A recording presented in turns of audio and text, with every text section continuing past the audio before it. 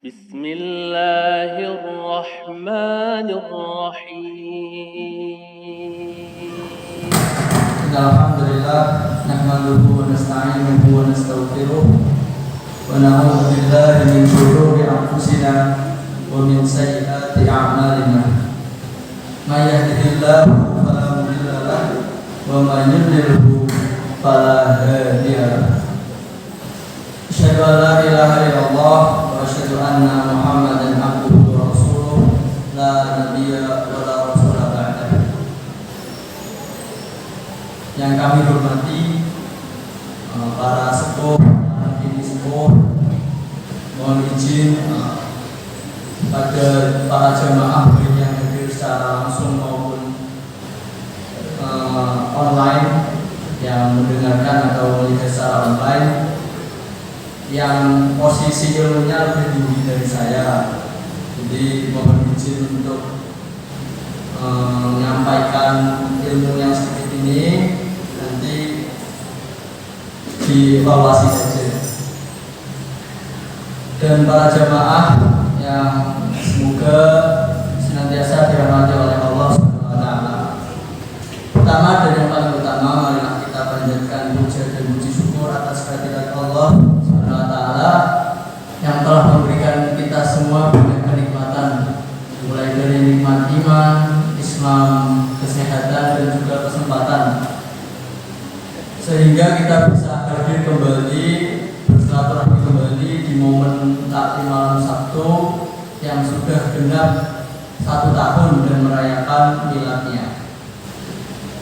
Salawat serta salam semoga tetap tercurahkan kepada junjungan kita Nabi Muhammad SAW, seorang tokoh revolusioner yang dengan darahnya, keringatnya memperjuangkan dinul Islam, sehingga kita bisa merasakan nikmatnya Islam di hari sekarang ini. Bismillahirrahmanirrahim. Allahumma arina haqqa haqqa warzuqna tibaa wa arina batila batila warzuqna istinabah. Pada malam yang cerah ini, mohon izin untuk belajar menyampaikan sedikit. Jadi saya kemarin awal bulan Agustus sampai pertengahan bulan Agustus itu menjadi delegasi PCIMM Kota Semarang untuk acara Baret Merah di Sukoharjo yang dilaksanakan atau yang dilaksanakan oleh PCIMM Sukoharjo. Acaranya namanya Baret Merah, 2 minggu itu belajar filsafat full. Belajarnya itu mulai dari zuhur sampai subuh. Istirahatnya itu pada maghrib sampai isya dan pada subuh sampai zuhur. Nah, jadi sedikit banyak yang saya sampaikan ya dari acara itu tadi. Tadi sudah disampaikan bahwa judul atau temanya itu tentang kepo dengan Tuhan. Sebenarnya itu bukan judul dan bukan tema, tapi hanya sebuah kalimat tematik saja yang merepresentasikan apa yang hendak saya sampaikan. Jadi kepo, kalau bahasa kekiniannya itu artinya ingin tahu. Jadi orang yang ingin tahu lebih banyak, dengan kepo dengan Tuhan. Jadi orang yang bertanya-tanya atau ingin tahu banyak tentang Tuhan.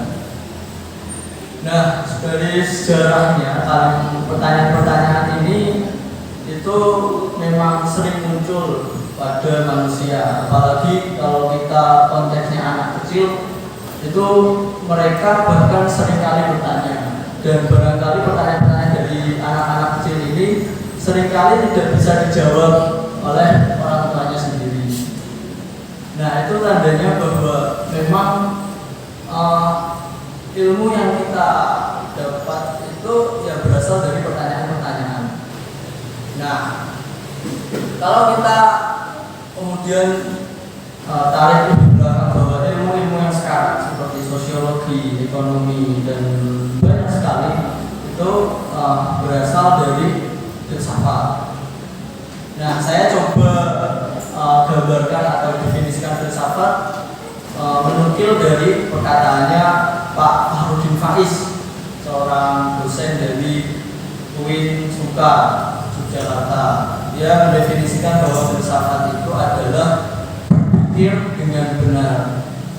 Terus banyak pertanyaan atau stigma dari masyarakat yang mengatakan bahwa belajar filsafat itu apakah menyebabkan keraguan gitu, keraguan terhadap agama itu sendiri. Nah, dijawab oleh Pak Faiz ini, Pak Faiz bahwa sebenarnya berpikir dengan benar itu ya ajaran agama gitu. Di dalam Al-Quran kan banyak disampaikan bahwa apalah takirun, apalah tatafakkarun, itu kan sebuah sindiran retoris, pertanyaan dari Allah yang sebenarnya tidak untuk dijawab. Itu kan arti dari retoris. Nah itu jadi sindiran dari Allah, apakah kalian tidak berpikir gitu kan? Itu banyak sekali di dalam Al-Quran. Jadi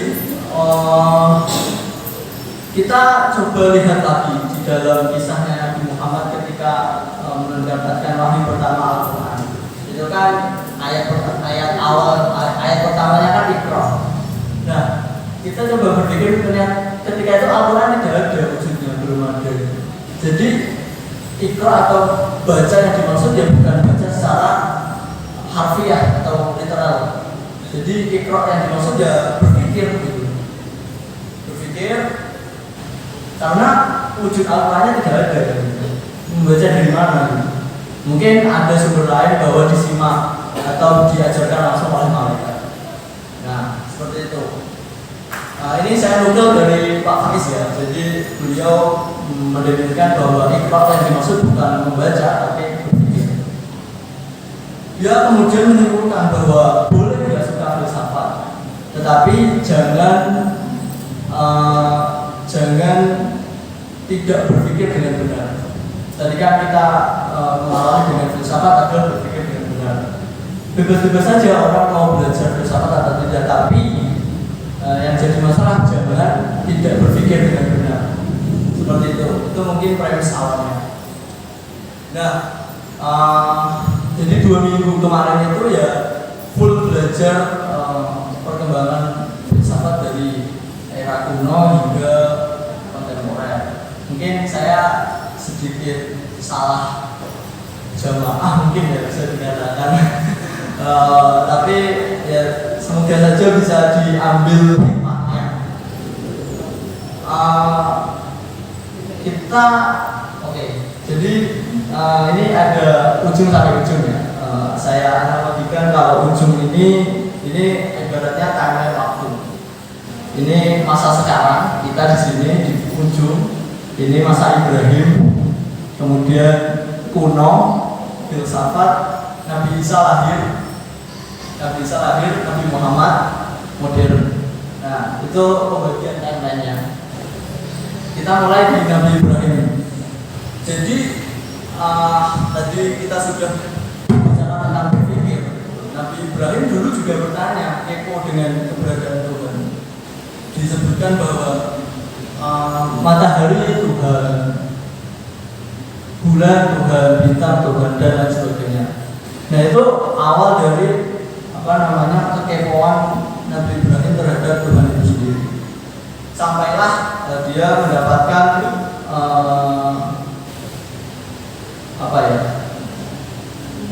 wahyu ya, atau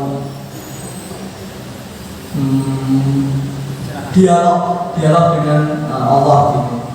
Nah sehingga itu kemudian yang meyakinkan dia. Tapi awalnya adalah dia mempertanyakan Tuhan itu lagi, atau bahasa ontologinya atau keberadaan ada atau tidak ada. Nah itu. Tetapi itu Nabi Ibrahim berada pada wilayah sempit atau wilayah Afrika, Arab, Persia dan sekitarnya. Nah karena kita berbicara tentang filsafat, kita mulai dari induknya, yakni berada pada Yunani. Nah kita coba bandingkan Arab dan Yunani. Ternyata ada yang mengatakan bahwa Arab dan Yunani itu itu asal muasalnya juga satu rumpun gitu. Nah tapi mungkin itu diskusi lain, tapi saya langsung melanjutkan kepada Yunani. Jadi pada tahun 570 sampai 495 sebelum Masehi itu ada beberapa tokoh awal yang kemudian bertanya-tanya soal terciptanya dunia. Namanya itu ada Thales, Anaximander, dan Anaximenes. Namanya nama-nama Yunani ada sebenarnya. Itu yang kemudian dikatakan oleh para ilmuwan era yang kita ini masuk ke ini ya, kuno. Jadi ini Nabi Adam, ini kuno. Nah nanti kuno klasik gitu. Kita masuk di kuno.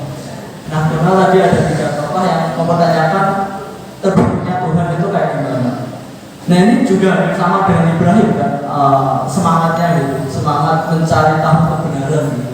Semangat kekepoan dia atau keingintahuan dia soal sesuatu hal. Thales berpendapat bahwa asal muasal semua yang ada di alam semesta ini adalah air. Karena air itu asal muasal dan nanti semua benda dia percaya bahwa akan kembali kepada bentuk aslinya yaitu air. Berbeda dengan Anaximander yang dia berkata bahwa semua yang ada di dunia ini itu berasal dari tak terbatas, sesuatu hal yang tak terbatas. Nah ini sedikit berbeda. Tak terbatas ini mungkin apalah belum bisa diartikan ketika itu, mungkin tidak banyak penjelasan. Kita masuk ke tokoh selanjutnya, Anaximenes yang menyatakan bahwa air, udara, tanah, dan api itu adalah asal muasal dari unsur dasar dari keberadaan dunia. Tetapi dia mempertegas bahwa udara lah yang paling pahalnya. Nah itu filsafat alam. Jadi dia berbicara atau melihat lingkungan sekitar dari alam. Kemudian kita mungkin bapak-bapak jamaah ibu dulu di sekolah pernah mendengar istilah atom.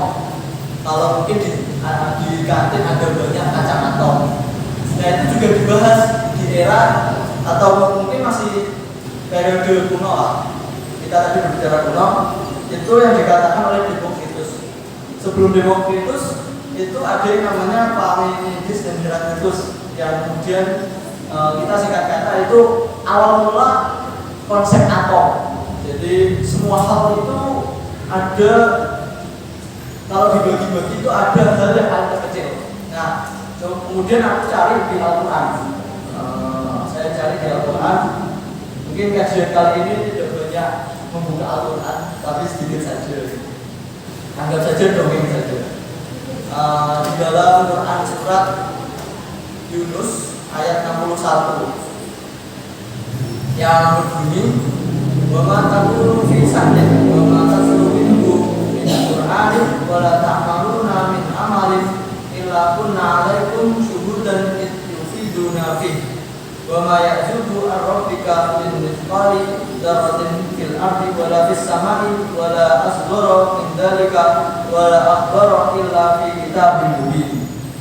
Artinya, dan tidaklah engkau Muhammad berada dalam suatu urusan dan tidak membaca suatu ayat Al-Quran, serta tidak pula kamu melakukan suatu pekerjaan, melainkan kami menjadi saksi atasmu ketika kamu melakukannya. Tidak lengah sedikit pun dari pengetahuan Tuhanmu, biarpun sebesar zarah, baik di bumi ataupun di langit. Tidak ada sesuatu yang lebih kecil dan yang lebih besar daripada itu, melainkan semua tercatat dalam kitab yang nyata. Jadi dari Quran ayat surat Yunus ayat 61 ini menggambarkan, mensuratkan adanya atom yang kemudian sudah diteliti sepanjang zaman. Nah pertanyaannya adalah yang dimaksud ini atom apa enggak gitu, yang dijelaskan oleh si Demokritus ini gitu. Jangan-jangan, nah pertanyaannya itu Al-Quran dulu atau ilmu pengetahuan dulu gitu.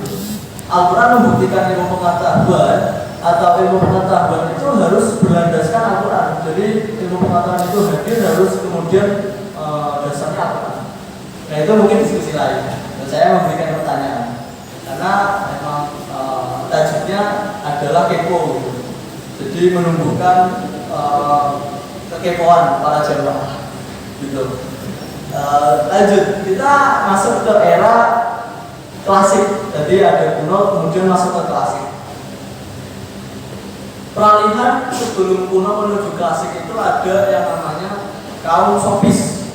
Kaum sofis ini orang-orang yang pandai retorika, kemudian ya itu keahliannya yang paling terkenal adalah retorika. Bagaimana dia bisa mempengaruhi orang, bagaimana berbicara di depan umum itu dia sangat lihai. Tapi kaum sofis ini orang yang hijrah, yang mereka bukan asli dari Yunani, dia berasal dari luar Yunani, katakanlah seperti itu. Nah, kaum sofis ini selain pandai berretorika, dia itu pragmatis, dia itu pintar, tetapi dia menggunakan kepintaran itu untuk kepentingan pragmatis atau kepentingan pekerjaan. Jadi dia mau mengajarkan sebuah ilmu, kemudian kita imbalan kayak gitu.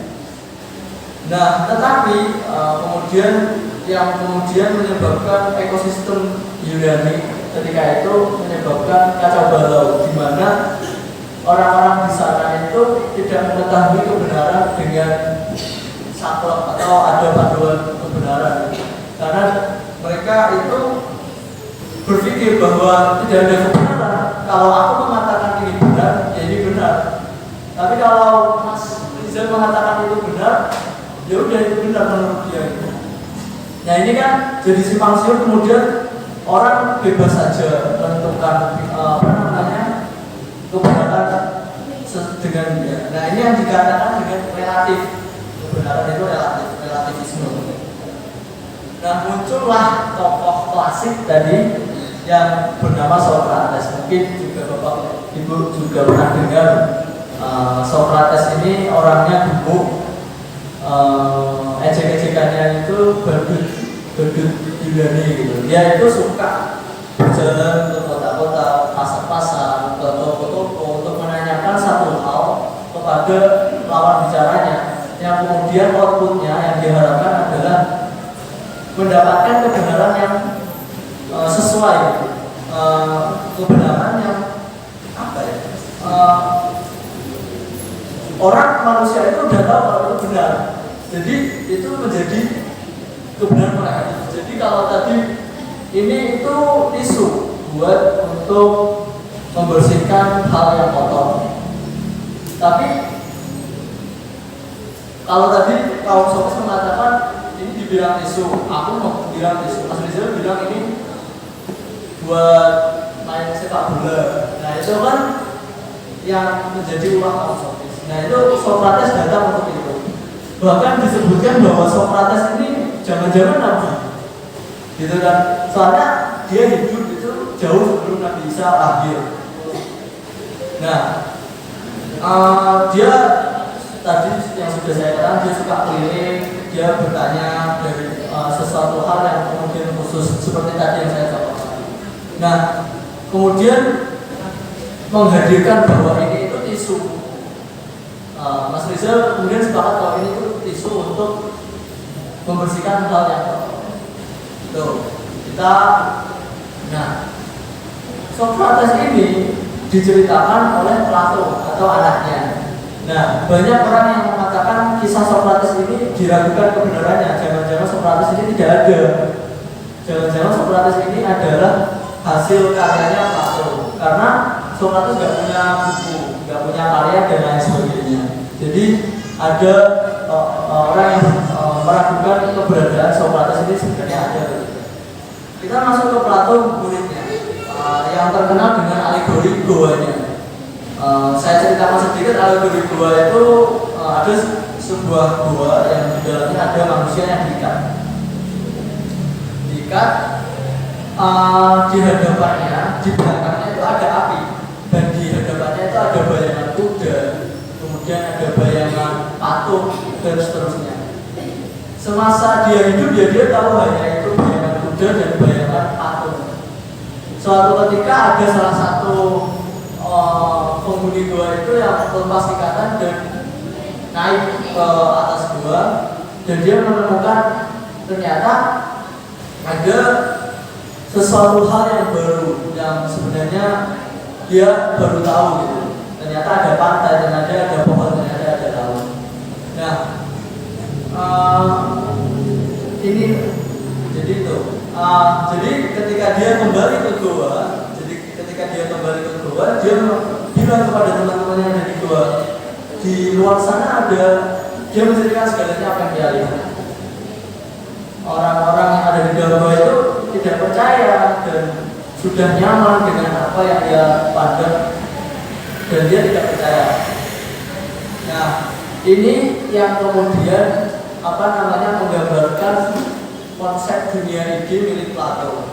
Jadi mungkin Bapak Ibu jamaah sekalian, saya contohkan bahwa HP ini di dunia ide itu ada.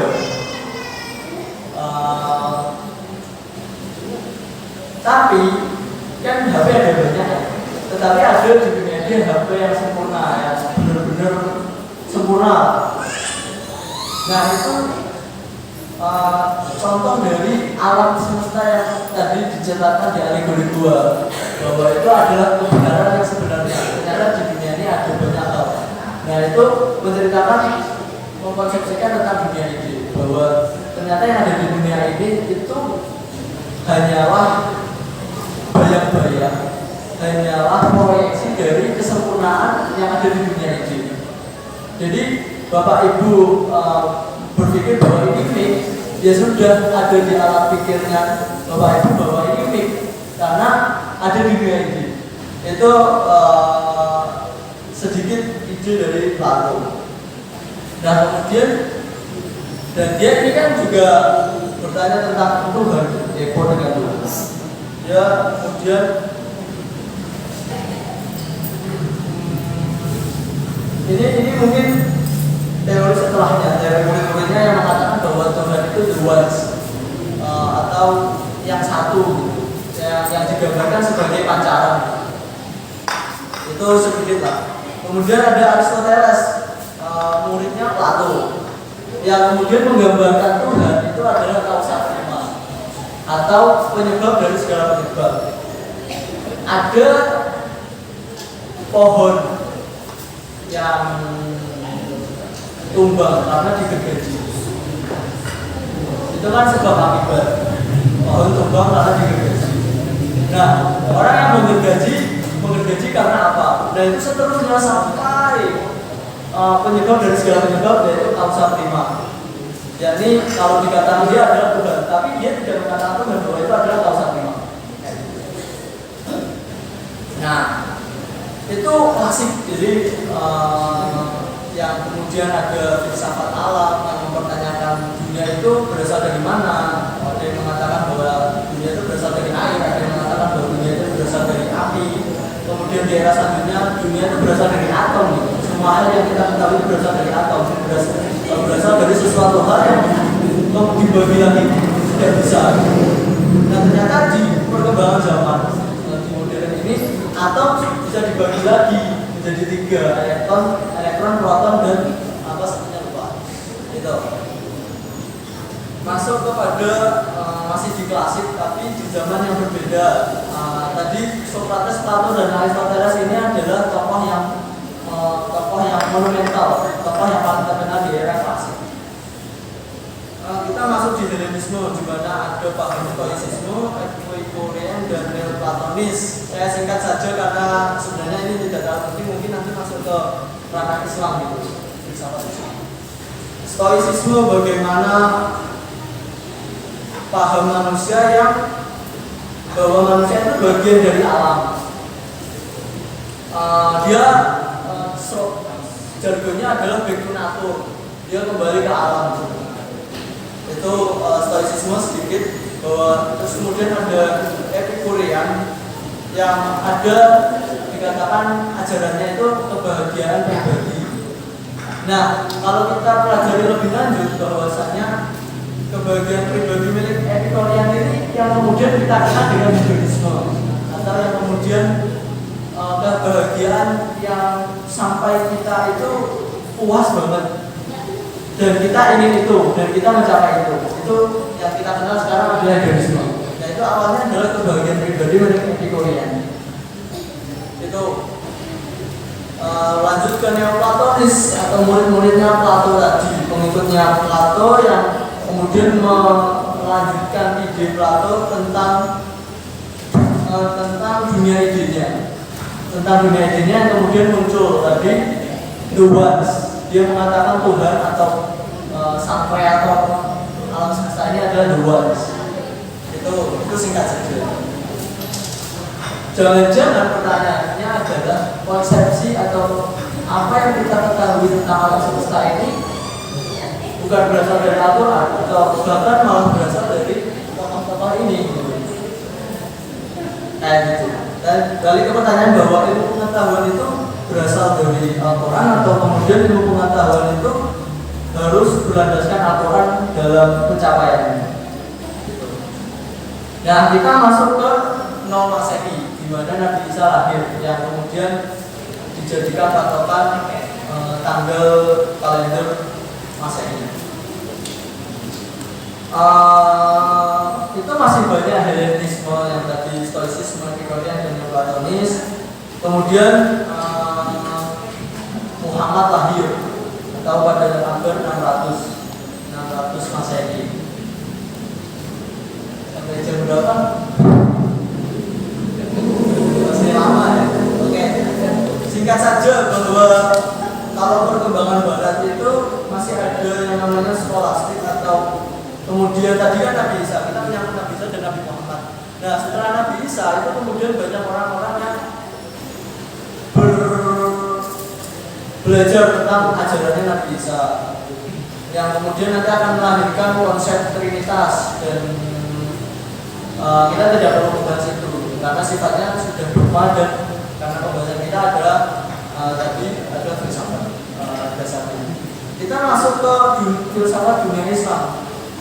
Aku sebut ada namanya Al-Kindi, Ar-Razi, kemudian Al-Farabi, Ibnu Sina, Ibnu Rus, Al-Ghazali, Mullah Sadra, dan bapak-bapak ibu mungkin juga pernah dengar. Yang pertama ada Al-Kindi. Al-Kindi ini lahir atau era-era filsafat Islam ini lahir jauh setelah Nabi Muhammad lahir, atau mungkin di abad 10-11. Al-Kindi ini yang kemudian mengadopsi filsafat dalam Islam. Jadi dia itu mengislamkan filsafat, bukan filsafat yang Islam yang sebagaimana dituduhkan oleh musuh-musuhnya. Dia itu juga belajar, Al-Kindi tokoh Islam yang belajar tentang konsepnya Plato, Aristoteles, dan Socrates. Dia berpendapat bahwa penciptaan di dunia ini berasal dari ketiadaan. Jadi Allah menciptakan sesuatu dari ketiadaan. Itu mungkin masuknya kepada Plato. Tapi kita masuk ke Ar-Razi di setelahnya, atau mungkin masih sejaman. Dia berpendapat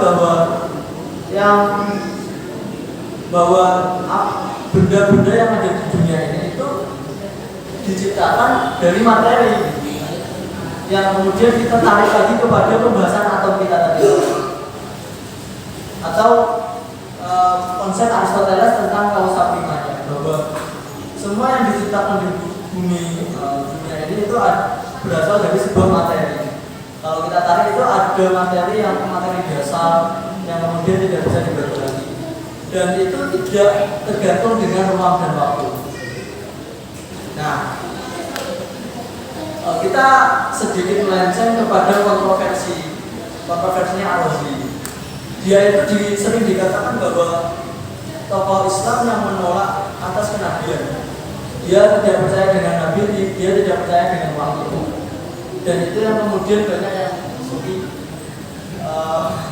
memusuhinya. Tetapi ternyata dia ini adalah dituduh saja oleh musuh-musuhnya. Karena di karya-karyanya Razi banyak yang menyebutkan bahwa dia itu yang mengakui Tuhan, mengakui Nabi, dan mengakui wahyu. Nah, mungkin kita masuk kepada kesimpulannya bahwa panjang lebar kita pembahasan ini itu bagaimana ini ada satu hadis sedikit mas. Oke, sebentar. Ada satu hadis yang menceritakan bahwa surga itu diisi oleh orang-orang bodoh. Surga itu diisi oleh orang-orang bodoh.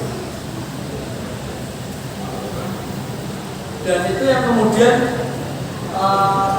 menjadi kritik bagi orang-orang bahwa atau orang-orang banyak memahami bahwa ya udah kita nggak usah berilmu, nggak usah belajar, karena surga itu ternyata isinya orang-orang bodoh. Bukan itu maksudnya, bahwa saya lupa artikelnya. Jadi kita kembali lagi kepada belajar filsafat tadi. Belajar filsafat. Kalau filsafat dikatakan orang itu menyebabkan orang tidak percaya Tuhan, kemudian tidak beragama, tidak percaya Nabi, dan seterusnya. Itu ada produknya. Jadi filsafat itu ada yang melahirkan yang percaya Tuhan, katakanlah Al-Ghazali gitu kan, ilmuwan Muslim gitu.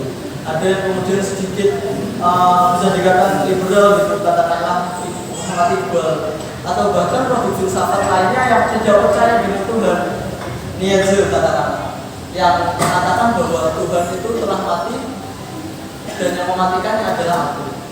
Itu salah satu produk filsafat. Sama dengan agama, ketika kita mempelajari agama, itu juga ada yang beragama dengan lurus dan beragama dengan produknya sesat gitu.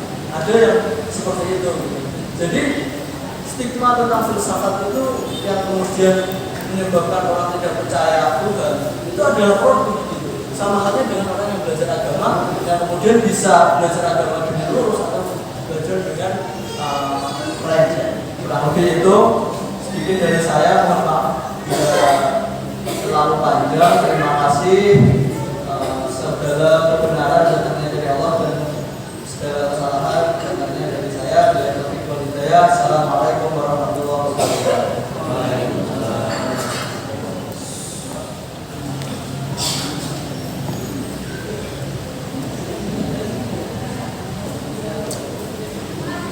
Alhamdulillah, luar biasa dari saudara kita, Insya Allah ya, tentang beliau ini calon filosof. Ya, 3 hal ingin saya sampaikan sebagai penutup. Kepo itu dari bahasa Inggris, knowing everything vertical object. Ya, jadi kalau diajak cucunya atau anaknya ngobrol kepo itu apa? Kepo itu bahasa Inggris, knowing everything vertical object. Disingkat jadi kepo. Yang kedua, saya jadi teringat di sebelum akhir surat Al-Kahfi, Qul laukan al-bahru tidak dalika lima filaqi karena tidak bahru qabla pada walau jina bimislihi madada. Jadi laut, kalau katakan Nabi Muhammad diperintah waktu itu, kalau saja laut digunakan untuk melukis kalimat Allah, maka sebelum kalimat itu selesai ditulis, lautnya habis, walaupun didatangkan dengan jumlah yang sama. Padahal air laut sebanyak itu. Artinya apa? Ilmu Allah itu kuat sekali, banyak sekali. Dan kalau kita merasa hari ini pakar di dalam satu ilmu, supaya tidak sombong, karena sebenarnya tidak ada apa-apanya. Yang kedua, ternyata masih banyak sekali hal-hal yang belum kita tahu ya, seperti filsafat yang dikatakan Mas Musa ini, terus terang saya pribadi awam sekali. Artinya banyak hal yang harus kita pelajari. Yang ketiga, kalau mungkin Bapak-bapak ibu tak paham apa yang dikatakan hari ini, gak masalah. Ada hadis yang membesarkan kita, man salaka tariqan yaltamisu fihi ilman sahalallahu bihi tariqan ilal jannah. Yang keluar atau yang berjalan untuk thalabul ilmi, Allah akan mudahkan jalan baginya menuju surga. Wallahu a'lam bishawab. Terima kasih atas perhatiannya, atas kesediaannya, mudah-mudahan kita semua mendapatkan manfaat. Aku lupa lihada, kita akhiri dengan penutup majelis. Subhanallahumma wa bihamdika, asyhadu an la ilaha